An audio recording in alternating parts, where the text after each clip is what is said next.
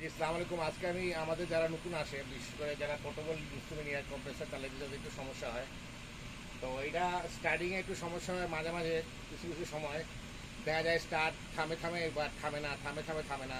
তখন এই একটা সমস্যা যদি হয় তাহলে বুঝতে হবে যে আমাদের নিশ্চয় মানে আমাদের যে ফুয়েল ফিল্টার যেটা আছে, ওই যে ফুয়েলটা ঠিকমতো সাপ্লাই হচ্ছে না, সে ঠিকমতো ফুয়েলটা নিতে পারছে না, তখন এই সমস্যা দেখা যায়।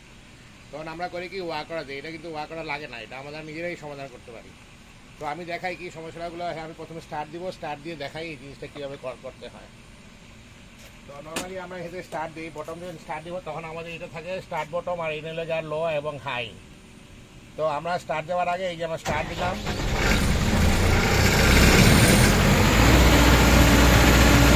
স্টার্ট দিয়ে আমাদের অপেক্ষা করা লাগবে। এই লাইট অফ যত না হয় তত মতো আমরা কম্প্রেসর রাখতে হবে, এটা কিন্তু ওয়েট করতে হবে আমাদের।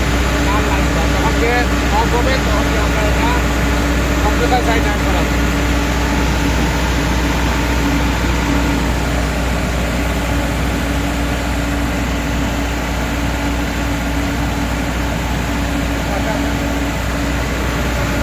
Light off.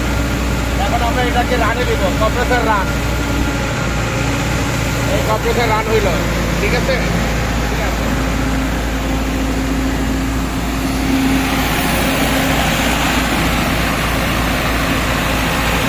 যদি কোনো সময় স্টার্টে থামে কমে এরকম মনে হইতেছে, মনে হইতেছে, তখন আমাদের এই যে ফুয়েল ফিল্টার এটা বুঝতে, তখন আর ফিল্টারে যে ফুয়েলটা আছে ঠিক মতো ইঞ্জিনে সাপ্লাই দেবে, ঠিক আছে।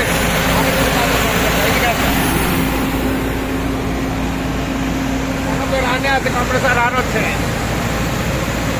এখন আমরা যদি লোড মিটার দিয়ে হাইয়ে দিই, অবশ্যই আমাদের একটা লাইন ওপেন রাখতে হবে।